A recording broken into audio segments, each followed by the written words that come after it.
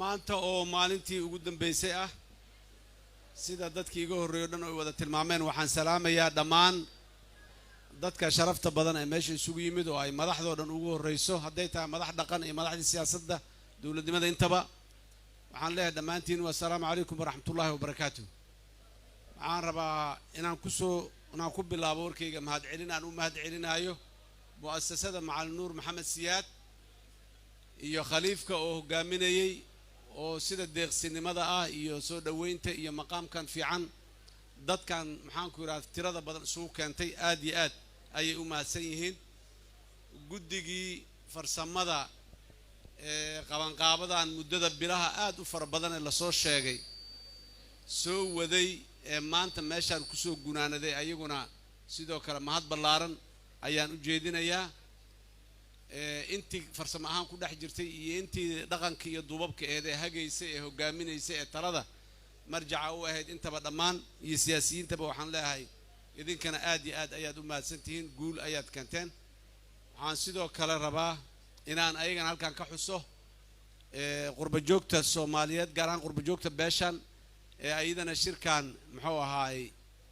qaybta weyn ka qaadatay haday tahay tala iyo ra'yi iyo xoog iyo xoolaba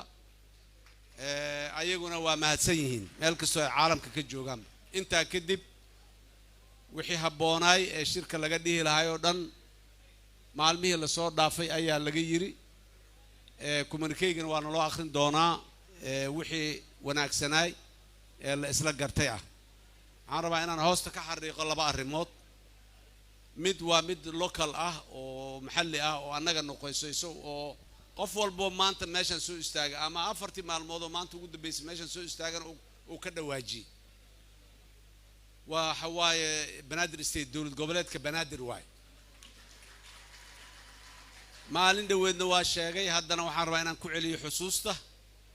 maqaamka caasimadda jamhuuriyadda federaalka ee Soomaaliya dadka Soomaaliyeed oo dhan ayay ka dhaxaysaa go'aankeedana dadka Soomaaliyeed ayaa iska leh iyo ciddii kastoo ay u wakiisheen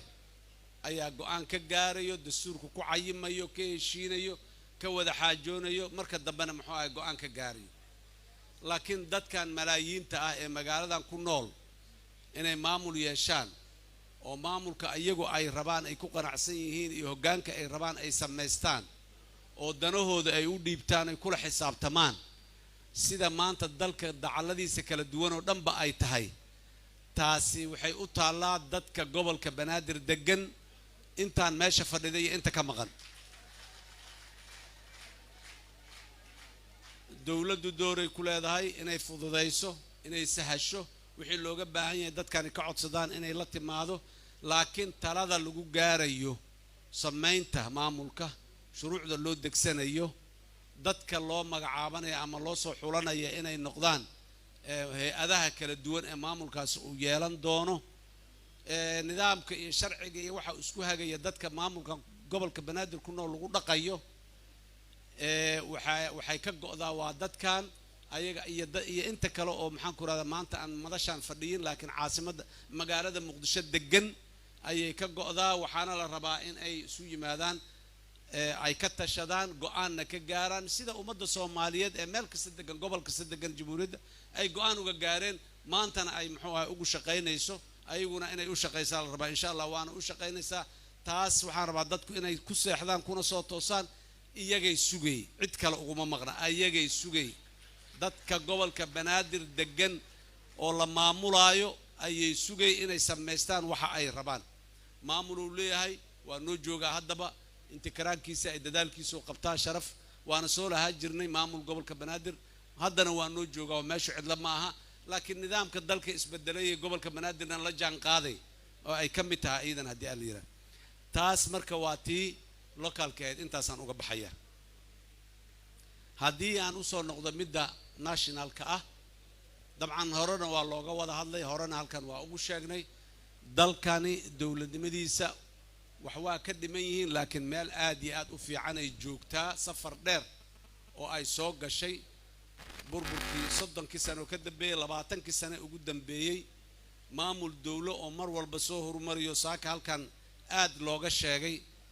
waxyaabihii waaweynaay muxuu maamulkaasi uu soo maray iyo waxyaabihii u qabsoomay hoggaankii iyo xukuumadihii kala duwanaa ee dalkan soo marayba horaa loo sheegay lagu noqon maayo taas markaa wanaaggaasi inuu meeshiisi ka sii socdaan rabnaa inuu hakada ma rabno in la carqaladeeyo ma rabno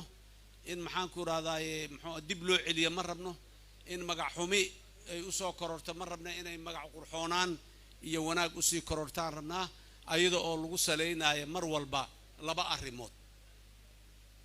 mid waa wixii aan ku heshiinay ee noo qoran inaan dhowrno sida ay yihiin ugu dhaqanno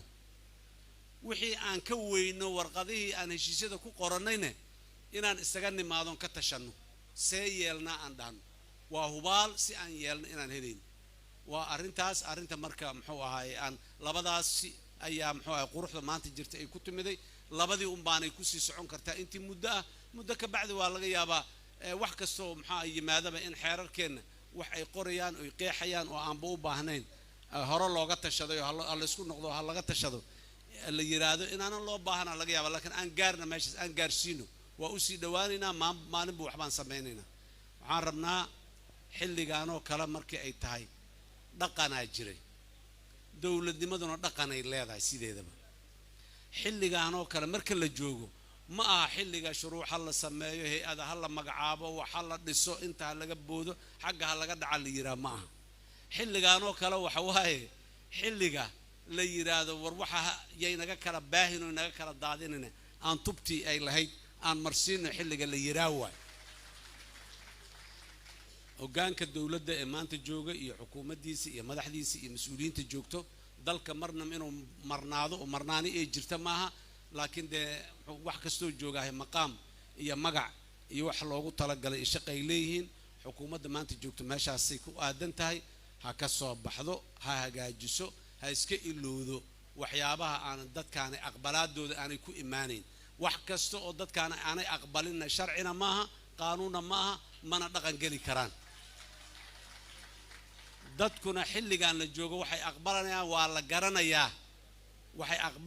la garanayaa mas'uuliyiinta maanta joogta ha ka hadlaano hana ku mashquulaan waxaas wax kale yaani ku mashquulin oo maxaan ku yiraahdaa waqtigan uga dhumin ayaguna aanay karaamadooda wax ku gaarin taasna ayadana intaasaan ka leeyahay waa u fadhinaa waa sugaynaa shaqaan diyaar u nahay waa shaqaynaynaa waa soconaynaa soomaaliyana horay u soconaysa waanay guulaysanaysaa haddii aan la yiraa waxyaabaha kale ee tahdiidaadka iyo muxuu ahay magaciisa wax ka soo qaad ma laha sheegidna ma laha siyaasadna ma aha marka muxuu ahaay waxaan leenahay dadka codkiisa ha la dhageysto hana lagu dhaqmo haddii aan la yiraa lagu go'aan qaato rabitaanka dadka iyo ugu horeyso wixii ku heshiiyeen oo loo ilaaliyo iyo wixii ka dhiman oo la jiro taas intaasaan rabaa inuu ga baxo waxaan rabaa meesha inaan ka xuso oo fariintiisa aan ka soo gudbiyo madaxweyne Shariif Sheekh Axmed oo isoo wakiishay maanta hawl kale oo muhiim ah oo shirkaana muhiim u ah dadkaana muhiim u ah Soomaaliya oo dhanna muhiim u ah ayuu noogu maqan yahay oo aan ku ognahay u dirsanay sidaas uu soo gaari waay halkan annaga wakiilka salaanan idinkaga sidnaa wax allaale waxaad maanta meeshaan ku go'aamisaan muxuu ahaa dhinaciisa ka xambaaraya haddii aan la yiraa uu leeyahay waana idin soo salaamaya madaxweynaha haddii aan la yiraa mar kale mahad ballaaran ha gaarto dadkii nidaamkan iyo gogoshan isku soo waxeeyay sharaf iyo karaamo badan farsamo ahaan iyo caqli ahaan iyo marjac ahaan intii u suubisay aad iyo aad ayaan u hambalyaynayaa maanta hadalladii meeshaan looga dhawaaqay waxaan soo dhaweynayaa asna hambalyana u dirayaa muxuu ahay madaxweyne Cali Mahdi Maxamed oo mas'uuliyad gaarana maanta meeshaan looga dhawaaqo laga saaray annaan diyaar u nahay annagana mas'uuliyadaas inaan la qaadno oo culeyskeeda iyo maxaan ku yiraahdaa miisaankeeda aan la gelino waxayna daliil u tahay isku toosnida dadkaani sida isugu soo toosayaan maalinba maalinta ka dambaysa isugu soo toosayaan ayay daliil u tahay aad iyo aad u mahadsantihiin wassalaamu calaykum waraxmatullaahi wabarakaatuh